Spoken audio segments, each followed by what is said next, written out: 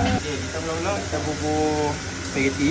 Lepas tu kita bubur hotdog 4 pieces. Tu SEI ni. Meatball 6 pieces. Lepas tu kita ada cheesy wedges. Okay, fries. Lupa kita buat dalam Italy. Oh, bersekali. Lepas ni kita bubur mayonis. Mayonis kita bubur nanti sos cheesy wedges. Cheesy wedges. Ya. Sos chili.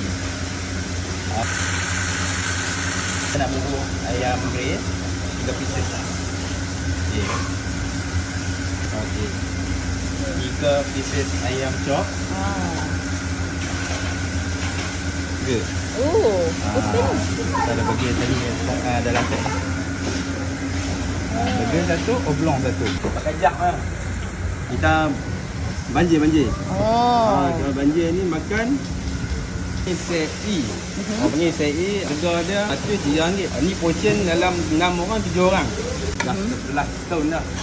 Operasi pukul 5 sampai pukul 12. Lepas tu kita ada nasi goreng lamb, harga dia 35 saja. Lawal soda yang ni RM8.